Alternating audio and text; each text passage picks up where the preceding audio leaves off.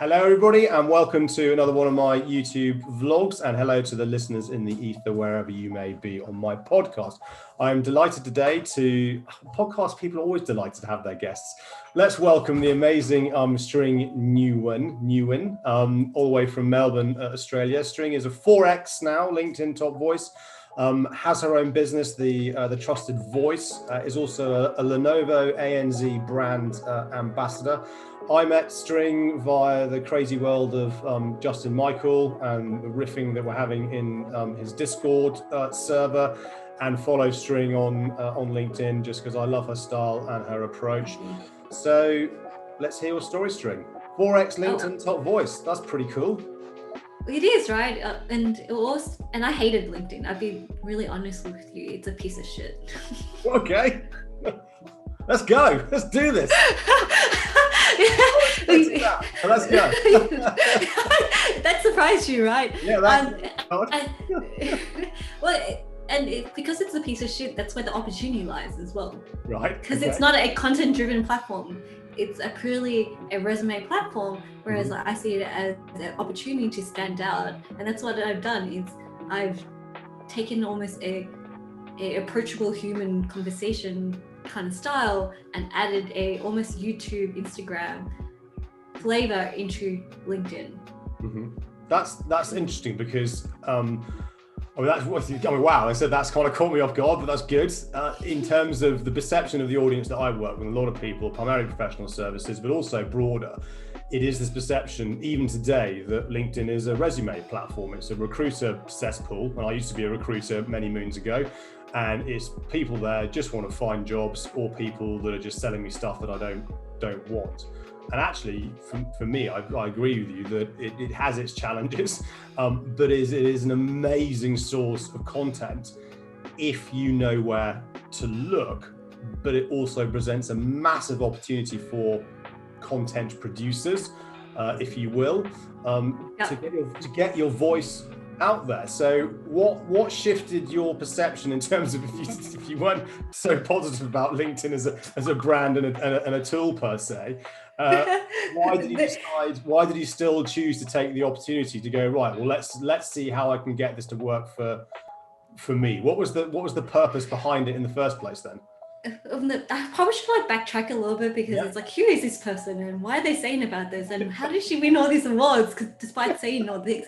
And the thing is, I growth hack stuff as well. I have a marketing background, and if I had to start, always been, as an Asian woman in Australia, I feel like I always have disadvantages against me. So my foray on the internet wasn't YouTube. And if I had to give one advice, it's start your YouTube career early, because that's the one place that Google optimizes.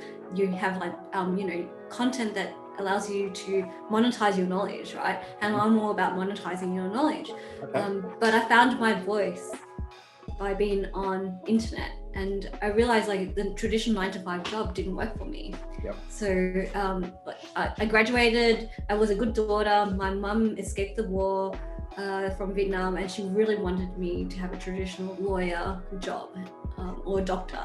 And I was scared of blood. Apparently I don't like processes and I hate writing, ironically. But I realized that I was super creative, so I went and graduated as an interior designer. Hated the 9-to-5 job, but I found my voice and my superpower by being myself online. So I went from, have you heard of Meerkat? Meerkat? Yes. Yeah. So have you heard of Periscope? Are you familiar with Periscope? The live Twitter platform, Yes. This is how crazy my foray to video live streaming is. I was able to monetize my live stream by hooking up Twitter with emojis, and people pay me in Bitcoin. I wish I kept all those Bitcoins at that time. Right. So I was always been able to find ways to monetize my stuff. And that died because Periscope was the one that Twitter brought. And I actually think Meerkat is a better product than Periscope. But that died. And then I went into different video platforms and Snapchat and won awards on it. And the day that I realized I couldn't monetize on Snapchat was the day that I wanted to go on Instagram. And I wished I went onto Instagram, but LinkedIn invited me Like they literally knocked on my door. It's like, String, I'd love for you to be a beta video tester for LinkedIn videos. Okay, so did you have a link? So you were on LinkedIn at that point, but you weren't really necessarily leveraging it. And they said, we're going to trial video. We can see what you're doing on other platforms around video. Could you bring that to us and see how it works? Is that LinkedIn Live or just when they launched video? Just pure video. Okay. Yes. So I'm the OG on video, and that's probably that's when I realized, like, that's kind of when I went from Suzanne Nguyen to String really quickly, because I saw the same patterns of growth and community happen. I had a hockey stick, and I monetized it from day one because I went in all my marketing agencies and CMOs and anyone who's super interested in marketing, and it's like, hey, I know how to work out LinkedIn, would you want to know? So I was able to monetize that. That's awesome. Consulting back to brands, going, here, this is how you can leverage this tool that LinkedIn's bringing back to then turn that into cash. Cool. Yes, but I feel like people come and look at me for insights on how to grow an audience on LinkedIn, because it's still an organic place for you. To diminish costs, you need to own your audience, right? YouTube has that, Instagram has that, Facebook page has that, but now you have to pay for Facebook ads. LinkedIn is moving towards the same thing, where your LinkedIn profile is becoming your distribution channel. So if you grow an audience, you can pretty much use that as a way to be top of the funnel and push them towards something else. So the way I explain it is, like, LinkedIn is an audience building platform tool. And if you have a good content creation, if you're good at writing, creating videos, are willing to share your knowledge, people will check out your profile. And that's where the opportunity is, that your profile is a landing page now. It's a conversion tool. That's when I'm talking to people around, building out their LinkedIn profiles, and moving back to your earlier point around, it's a resume tool. And I spent 5 years telling people, write your LinkedIn profile for your next job, write it like a CV. So I was guilty of that, because that's how I made money back then. And now I'm like, do you understand how a website works? Do you understand search engine optimization? Even the basics, the concepts of how that works. Now you need to consider that your LinkedIn profile is your own personal website. It is your front door. It's your front door to you. Or I sometimes use the example of when we could go down the high streets. Certainly we're still in full lockdown here in the UK. If you walk down Regent Street or Oxford Street and you walk past an empty shop window, you walk straight past it, right? You don't even look at it. Where if it's got an interesting, exciting, intriguing window display, you might pause at that window, look, you might take a picture, you might bookmark it in your head, you might go into the shop. You might then browse around. You might then actually buy something. And trying to get people to shift that thought process around, talk to your next customer. And actually, even though there are 722 million, I think the latest count is on LinkedIn, when someone lands on your profile, you're having a one-to-one conversation with them. So talk to them like a human being. Yes, for sure. And that's probably why people relate to me, because I write content that's very top of the mind. I noticed like a particular habit where people write as if in verb and passive language, as if they're writing in past tense, but it's a social tool. So you have to talk to them as if you're engaged, they're in front of you, is another way of, like I talked about in content. And I've seen all I've been doing is like analyzing different funnels. And there's a few people that sells one product, like a digital course, and they create 3 times a week, 3 times a day. They're good copywriters, by the way. And their content gets so much engagement that they look at the profile and he generates about 5 to 10K selling his course. Fantastic. And when you say, and again, okay, we're kind of going all over the place here, but that's fine. That's why I enjoy these things. The content and it all comes down to content. Fundamentally, whatever social media platform you are on, you and I know this, it's all around the content in of itself. Now, you are fortunate in the fact that you evidently have a creative mind, because if you went into interior design, and probably trying to say that with your teeth into interior design, you are already creative, and you're already playing around with these other platforms and looking at video and how that can work. That's a very small percentage of the majority of people on LinkedIn in a business context.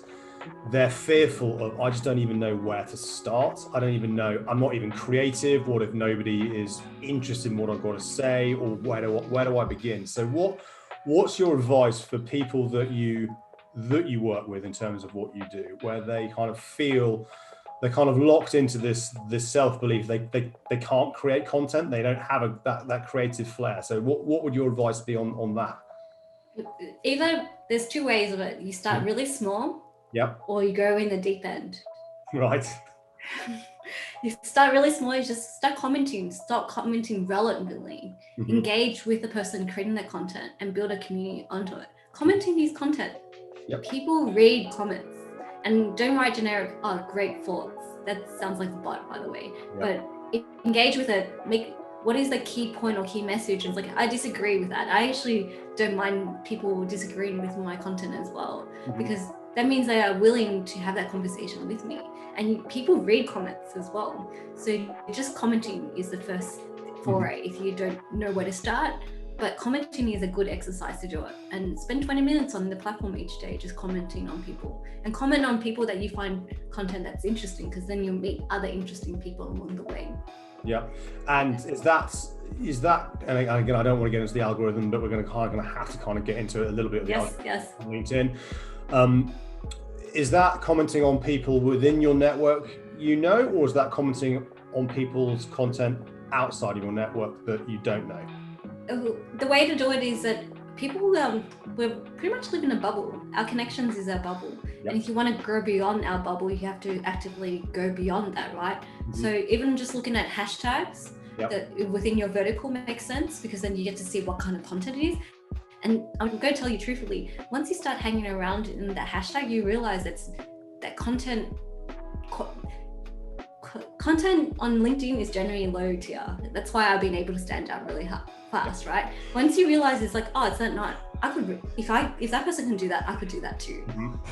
So it kind of like lets you know what standard of content you need to create just to stand out. And truthfully, you just creating original content is already standing out. Indeed. On LinkedIn is just a low threshold. Everyone doesn't realize it, but there's very few people creating content on a daily basis on LinkedIn. Yeah, indeed. And you see, and there's some of the stuff, and I don't know whether you noticed it, but certainly when the world was like in kind of full lockdown over our summer, your winter, as it were, some of the stuff that was creeping in from the likes of Facebook, and some of the behaviors and some of the stuff you saw on there, which was blatantly clickbait. It's like, wow, if LinkedIn allows this to happen, then we've got some big problems. They seem to have kind of got on top of that, but I have seen a definite shift which I believe was now here to stay, is that LinkedIn has now become, I don't want to say less professional, because I'm not one of these, this isn't Facebook, don't put that on there, because at the end of the day, you can just scroll past and ignore it. But it is becoming more relaxed and familiar, should I say? Have you seen that side of the world? Yes. Well, I always say, like, as long as you provide value, that's the first point of content that you should think about. Does my content provide value? If not, let's just pause on that, because value again is always, I hate the idea of it, I'm adding value. What, for me, I'll see how I will talk to how I do things, and then see whether you think it's, an approach that people can take, and then I'll be interested in your take on what it is. But my view on adding value is just kind of give the keys to the kingdom. I can't just give it all away in terms of, if you do this and this can then happen, and you don't actually need to engage with me to do it. So I have a YouTube channel. I hints and tips on different products and services that I use. Kind of, look, if you just do this, it will work. My viewpoint is that humans are lazy, and they go, oh my God, that's awesome, but that seems really difficult. So now we need, Alex and the team's help to actually deliver this at scale. So that's kind of the approach that I take. What's your take? That's like what I call utility, or very substance-driven content, where you feed them content to nourish them on the how-tos. You're very utility-driven, right? Yep. Whereas I try to be both. It's like, I know that people are emotionally driven, so how can you trigger their emotions but still make them learn at the same time? Because that's what clickbait is. Actually, if we want to go really how to trigger engagement. It's how to stop people scrolling now. Yeah. And if you don't, it's usually the first line, it's your image, it's my face, it's like, it's, you know, something that's like catches people's attention. Okay. First you need to do is like stop the scroll. Yeah. Is the first thing that we need to educate people on for content. So how do you, and again, and this is the kind of the challenge with social and different audiences and different people.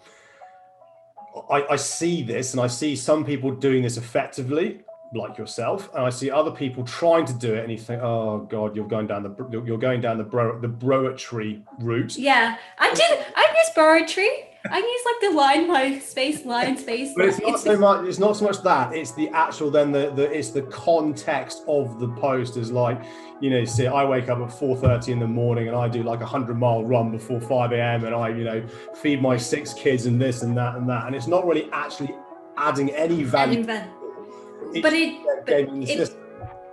it does like reinforce that you're a family guy, but there's a way of doing it where it's super arrogant, and I feel like UK people and very much Australian people, we don't like to toot our horns. Americans do it so naturally. Yeah, that's true. in a bad way. Americans toot their horns so aggressively sometimes as well, and I had to learn how to do that in a way that's authentic to me. It's like, how do I do it authentically? I realized if I want to toot my horn, I have to do it in a way that's promoting others. So I guess like we need to find our way of creating content, and because I'm willing to experiment, and people ask me, how do I like promote myself without being salesy? It's like just be really transparent and show your personality and your values at the same time. And I guess like what we need to think about is like my content is, I want to provide, every time you read my post, you learn something new. Okay. Whether it be about yourself, whether it be how to execute, you have to learn something new. That's the feeling that I want to give for each person that reads my post. I'm going to bookmark that and write that on. Yeah. Well, and I noticed that people try to cram too much. Yeah. In one post. Right. Okay. So they're trying to give too much information in one. Now, what do you mean by a post on LinkedIn? You mean literally the how many characters you get in that post? Yes. Yeah. Well, 13 characters, or they don't have a very clear message. So then, and for people to have conversation with that post or engage them in conversation, you need to have a clear message where they're because people skim read. I don't expect them to read word by word, but then if you reinforce the messaging and do something to trigger the conversation, there's like, String, I agree with you so much. Like, you just gave me an insight that will help with my business or help with my branding. And execution is hard. So that's why I give the kingdom to the keys, because I don't expect everyone to have the deep knowledge that I have as well. So that's my advantage. I have deep knowledge. Indeed. And and you do too, Alex. Like that's why we're able to compete in the space that we do, because I know that whatever information I share today, in 3 months it's going to be outdated anyway. Yeah, or in 3 days even. I mean, the rate the world is going, and also I guess, you know, we have the advantage is that whilst we have our brands, we have to be careful in terms of how one projects that. It does give us the freedom to experiment and make mistakes, whereas, and again, some of the organizations I work with, especially in the legal space, risk averse, big business, employees feel that I don't want to push the boundaries in case the brand police come down on me, because that doesn't fit within the overall constructs of the business values and you know, proposition that they're offering. So how does one kind of get around, but deal with that? Yeah, Lenovo does a good job. If you look at all the C-levels, and there are certain people who are naturally good content creators, they create content with knowing that they're representing their brand, but they have the creative control to articulate what the vision means. And Lenovo's, I'm just using Lenovo as an example because they're a global brand. So I'm just taking a recipe from them, which is they have every 2 years they have a different mantra or a different vision statement or campaign. And this time it's smarter technology for all. But when I talk to every employee, C-levels to the managers, they all have their own different interpretation of that thing. Okay. That aligns with their values. They are allowed then to express that on, you know, online, wherever that might be. That's really cool. That's also forward thinking that also then demonstrates that you've got a leadership team which understands how to monetize this at the end of the day, and give your staff some freedom to do that, as long as it hangs off those brand values, but however they interpret it. But they also have really strong PR team or trainings. They probably drum into the vision and made them do communication exercises and made sure that everyone has their own interpretation. But every person I spoke to have their own interpretation of it, and that aligns with their values. So that's what one thing that Lenovo taught me when I was hanging out with them in China and in different places. Yeah, that's again, I will tell that's really, really good, because again, some organizations I work with, you kind of ask them, 10 different employees, what is the value, what is the vision of the business? They can't even answer, they don't even know. They're like, yeah, and I actually think that's the fault of the leadership, because the leadership the role of the leader should reinforce the mission and the vision, and also the product of what they're serving. Because if, for example, if every Joe and Joanne go into a barbecue or to a bar and it's like, where do you work? They have to pitch the business. It's like, what does that do? So if they don't articulate it in a way that's authentic or that's misaligned, that's lost business opportunity for you there. Yeah, no, I think it's not easy for, if Lenovo can do it, I think anybody can do it. It's just that shift in mindset and that kind of thought process. So kind of, I get the content piece, I get the add value, but it's the emotional connection as much as the utility aspect. And if you can, play off the two. The next piece on this, and I do believe that sometimes we all over-engineer things and overthink things in terms of the bloody algorithm on LinkedIn and what is and what you should and shouldn't do and so on and so forth. And I've noticed a change in the last couple of weeks in the way certainly video is performing. Native video for me, views have crashed, but bizarrely, I experimented earlier this week with a YouTube link of a 6-minute video, and that's flying. And historically, YouTube links didn't go anywhere. And now YouTube links seem to be going somewhere, which is like, okay.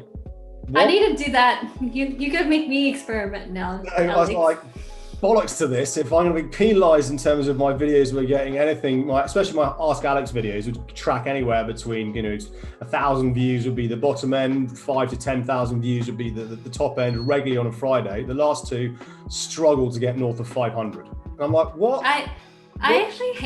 I actually try not to post my best content on Fridays. Interesting. I've kind of built myself. The challenge I now have is that I have a small community that expect to see my Friday video.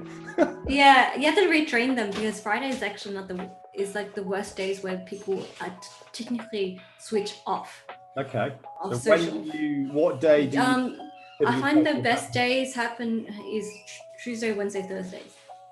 Do you believe that to be globally as well? So it doesn't matter where in the world. Yeah, but it's also based on what I call the transit time. But I feel like COVID now has changed so much. Usually I find it's 9 upstairs, downstairs, or one room. Yeah, and actually people ask me, it's like, String, your content hasn't been popping up, because actually I've been moving more to Australian time zone. Yeah. But I have to really cater to my USA audience. Yeah. So and my USA, that's where most of my audience is in USA. So I should really shift probably twice a day, but I don't really want to post 2 times a day, to tell the truth. Yeah. That means I have to create 30 pieces of content to 60 pieces of content. That's a lot of content pieces. And is every single piece of content you post unique then, or do you repurpose content that you? The way I should, I have enough content now that I probably could recycle a lot of my content from 6 months ago to back again. Because that's when I notice every 6 months is a new wave. Yeah. So I should probably just recycle that content again. But that's got pissed off my existing content. So it's like, how do you, if anything, what I try to do is I look at my data and find what the content that does the best and push them back into the pipeline. That's what I should do, if you anything, because I actually have a lot of original pieces of content. So I just need to recycle them again. Because the way that LinkedIn works is it's a timeline. It doesn't save or archive your old content from 6 months ago. No, it's massively annoying the way that you go in there. The way that you curate your content on LinkedIn is crap, especially video. I'm like, have a dedicated video channel, please. It cannot be that hard to find your. I actually requested that from day one when I met up with them, because then one of my feedback about LinkedIn video, it's like, dude, stop. I don't want a timeline. Can you make it more YouTube centric? Yeah. Otherwise, it'd be a waste of our time. And they haven't changed. And No. I think they doubt they'll go change, because most of them, but I do feel like there's some disadvantages of creating content on LinkedIn, and I'm happy to share that. Yeah. Is that when you push out content, it has a very short time span. You probably noticed this, right? Well, LinkedIn. Again, weird things happening. I'm getting people engaging on. I find posts. I'm like, someone's liked your post. I'm like, what? I posted that 6 months ago, or like 4 weeks ago, or like, what the hell's going on? What the hell's going on here? But you continue to post content because people are lurkers, right? They probably come up to you and say, I read your content, I really enjoy it, but they don't engage. Do you ask them why they don't engage? No, actually, I don't.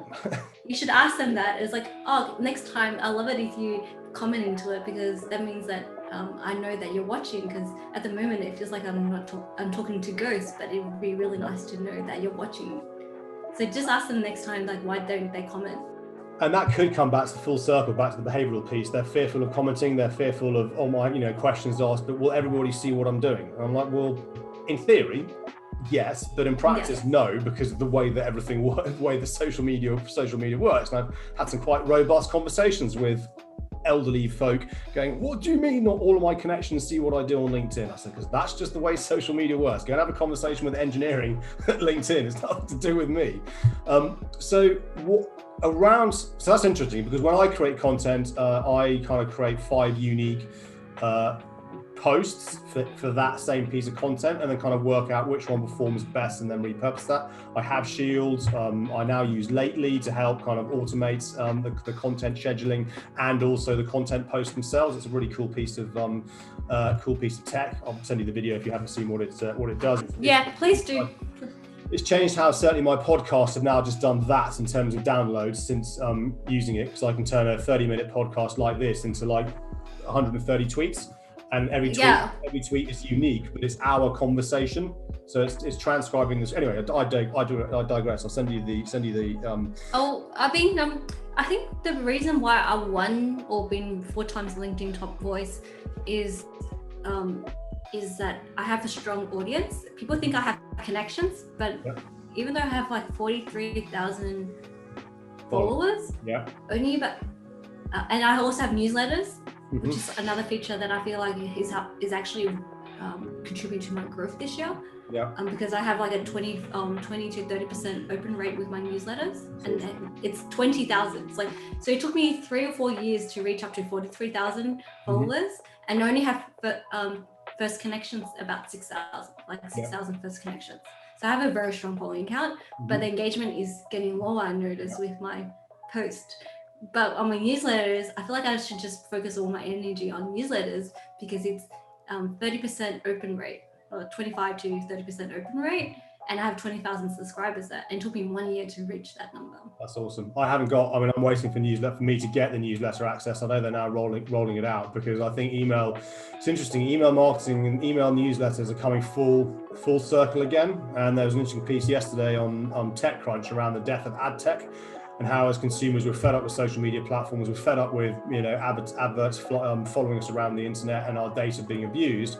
And they're actually saying that brands are now finding that email, when it's from a trusted brand, email campaigns are now performing much better than ad campaigns and kind of so on. And I think that's an interesting dynamic, right? Yeah, and I think I'm contributing to the creator economy, because I noticed that a lot of brands and even individuals within the C-level ones, C-level business owners, decided to build up their audiences, and they realized that LinkedIn could be a great distribution point for them, because it decreases the touch points, or increases the touch points of their potential customers. So then the buying is much faster now. And to do that, it's because it takes one used to talk 3 phone calls to reach someone requires 10 now, from emails, from social posts. So they should treat LinkedIn as another way for them to increase the touch points with their potential buyers. No, And that's how I see it as. I've been working with like people who are, and we didn't have a conversation about community. That itself is a big one too, because you have audiences, but that's a passive conversation. Then you have community, which is an active conversation, and if leveraged well, could be a huge amplifying piece and could save you so much money in terms of ads. And what do you, in terms of community, indeed, and in terms of community, I think what I've seen, explode over the last, 6 months or so, since all this, this happened. If you think about something like Rev Genius with Jared and Gallum, who built that from scratch to, I think there's 7,000, 7,000 now in that insane Slack. I just can't keep up now. And the Slack notifications within that. You've got Justin Michael in terms of what he's created with the Salesforce in his Discord server, from 0 to, I think we're close to 1,000 in that one. There's Andy Foote. I'm in his Facebook group around LinkedIn experts, almost at 1,000 people. So there's evidently this need and this desire for a community, for people to come together and just share insights and riff off each other. So is a community, does it need to be in a not closed environment, because Rev Genius isn't a closed environment, but separate to that? Or can you build a community per se on a public social media platform such as LinkedIn? Facebook, like LinkedIn groups. I used to really believe in LinkedIn groups, but the notification is not so good. No. Facebook groups. Yeah, that's weird, right? Facebook groups really good. Facebook groups gives you analytics, tells you who's active, all these things that you need to know who are your true fans as well. And LinkedIn this is another thing, is like LinkedIn doesn't give you the audience analytics, and I care about that more than engagement. My metric for LinkedIn is not how many views you get or how many total views you get per month. It's how many profile views I get per month, or every 30, every 90 days. Yeah, so that's like a kind of, it's like my website where I was like, this is how many people are visiting me now. That's an interesting. I agree. I never really bothered about the view. I had a bit of a wobble last week when I was like, LinkedIn are throttling my content. I'm like, they're not. It's just something's happened. Just keep doing what you're doing. It's the quality of the view, not necessarily the quantity of the view. But again, profile views, I'm religiously look at that to make sure it's the right type of person that is looking at my profile versus some random person that's never necessarily buy what I do. And interestingly, I don't know whether there's a tipping point. I average 1,800 views over a 90 period day. Someone who's a 4x LinkedIn top voice, what are you averaging? Well, the person who makes about 5 to 10K in sales has 30,000 profile visits. I'm averaging about 6,000. When I peaked, I had 22,000 when I was doing videos every day. And how do you, so at 30K, that's almost too much to even understand what the hell. Other than that's amazing, because obviously that's massive visibility. I'm then going to assume that within that 30K, there is a large proportion of the audience that want to buy what he does. He's like a very niche thing. It's Josh Braun, so he has a very, and even just check out his headlines, like check out my profile. He has a very aggressive approach. Okay. Content goes to his profile, like you check out his headline, it's check out his profile. And everyone checks out his profile. It's a beautiful piece of content that's like, his profile is literally a conversion tool. Okay, I'll check it out. Josh Braun, and he's based in the US. He's based in your yes, USA. And he does like outreach emails. So he's a good copywriter. Okay, yeah, being able to write as well certainly helps. And I'm not promoting myself, because all I do is look for these case studies, because I like analyzing them and reverse engineering them, and then seeing what works and what doesn't work. Because and the fact that he validated my hypothesis of LinkedIn being a good tool, but you need to know who your audience is, you need to position it, and you need to have a very strong product in many ways. And everyone has that, right? It's just that people don't know how to position themselves on LinkedIn, because naturally what they do is they put the headlines as if it's like a job title. I notice people do speaker, diversity, inclusion, advocate, author, and they do that when it's really your pitch line. And having very strong call to actions, like check out my profile. I'm annoyed, because I thought about click here to find out more. So I changed mine this yesterday or the day before. I'm now your digital Magellan, and playing on who was the first person to navigate the world, and then go on to the story around how I'll help you navigate blah blah blah blah. That's great. I thought about having click here. Just like say learn more. Click on my profile to learn more. Something like a very, very strong call to action. Yeah. Yes. I might. It's interesting. Since I've made my change, my connection requests have gone up. I have no idea if that's necessarily to do with the change in my headline and the change in my about section and so on. But I've had accelerating social through serendipity. I had digital soothsayer for a while, which people liked. Cutting through the digital bullshit. I always just kind of change it and play around with it. So can I go back to the community thing? And I think it's really important because I feel like we didn't touch on that one, because I see I'm always about the next 2 years of trends, and community is the next year of trends because people need to niche themselves because we can't meet in person anymore. So having these communities who are very like-minded with the same interests gives an opportunity to connect and network with people who are going with the same interests and same vision as well. Where can people do this?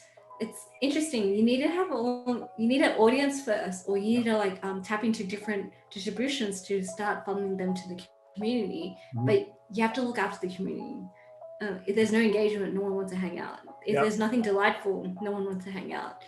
And Salesforce does it really beautifully because you get to see someone do live cold calls, which is like watching fire, right? Watching fire. See, even you're giggling about it because I don't know anyone else who do that with a Pi dollar, and every phone call he picks up, you get to see magic happen. Yeah. It is, and I think it's also playing to the medium that the audience and the age profile is used to. That's the other thing. He's doing something which is totally normal for actually. When you've seen how it's lit up within Discord, it is amazing. But then everybody learns from it, email teardowns. What I also love about that is everyone's being really open. There's no selling, there's no anything like that. Everyone's like, look, this is my template. This works. Feel free to use it and shape it how you see fit. Which is the ironic thing about selling. You expect selling people to help in selling, but it's very much a utility-driven platform where it's about how to increase sales and improve your career as a salesperson, which is a totally different mindset. And I think that mindset is culturally what's resonating within that community. Yeah, absolutely. And I think I believe that sales feels like it's the kind of the forgotten child within an organization. You're just salespeople. You're cannon fodder. We can replace you. You look at all the stats around sales generally in terms of poor performance and this and that and that. But evidently, I said Rev Genius, all these things. There's a massive need and want from the sales community for help. So they've just gone and built it themselves without not leaders that have done this. It's just salespeople that have gone and done this. So, and I know one of the organisations that we work with, they've created a really powerful community around the Chief Information Security Officer.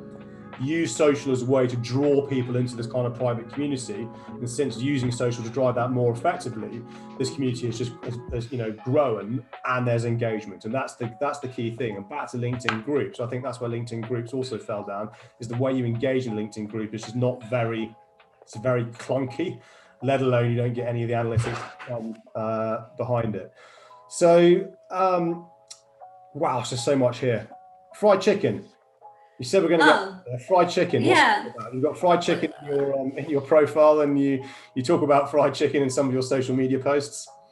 Well, I'm going to give you two choices, Alex. Right. Should I tell you the framework of personal branding, or do you want to know how to learn how to use social properly using fried chicken? Which one would benefit your people the most? How to use social properly or personal branding framework? Oh, that's a tough one. I'm going to allow you to choose. Okay, I'm going to give you the personal branding framework because we've been talking about personal branding. So I have this framework called the 7 Bs, and this is where fried chicken will come into it. With the first B, you need to know your vision. What's the kind of impact that you want to be known for, but also you want to do. to the world. Values. There's two types of values. There's your business values, so like what is your unique selling point, and the second values is what makes you authentic is your values, personal values. Like my values is I'm creative and I believe in diversity, and I always need to be innovative within the space as well. So that's my values, right?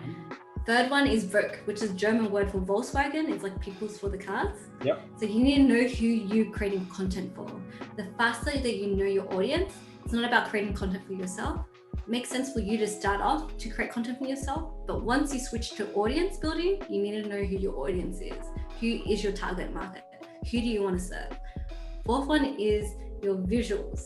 This is where fried chicken comes in. Okay. I am very meta and I'm all about symbolism. So when you see fried chicken, or see KFC, you go think of String.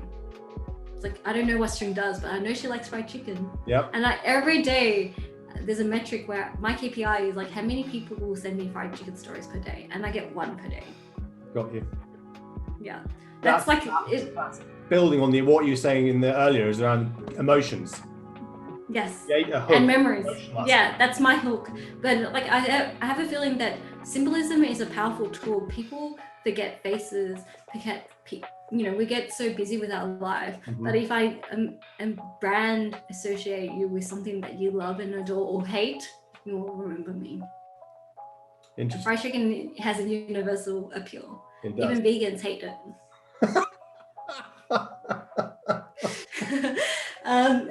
And then there's voice. Oh my God. I get voices, right? Oh, that's awesome.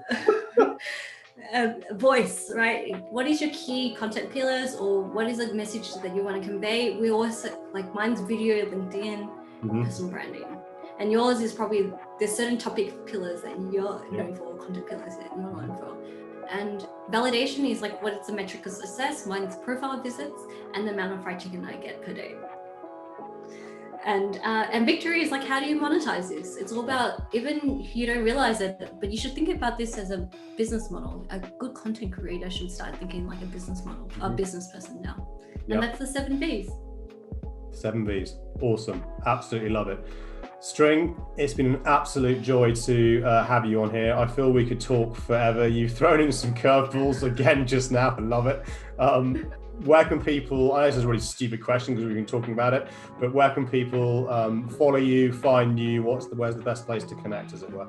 I'm growing my YouTube actually, so I will love it if you go to String Story. Perfect. And on LinkedIn, just reach out and say, I found you on Alex podcast, because I get a lot of inbound. So even you're just writing that I've listened to you on Alex podcast, yes, then I know where you're coming from, because I'm happy to connect with people that listen to my stuff. That's what fried chicken does. For fried chicken, I'm happy to connect with other people who prefer fried chicken. I love fried chicken, barbecue chicken, chicken wings, and all over it.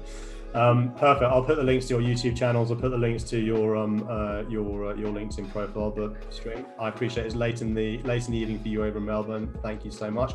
And to my audience who are watching, thank you. To my audience, our audience in the ether, wherever you are listening, thank you very much. Please do check out String, as she says. Please do mention this podcast. As ever, if there's anybody that you think I should get on this podcast, this vlog, let me know. But wherever you are in the world, stay safe, keep well, and I will see you all on the flip side as usual.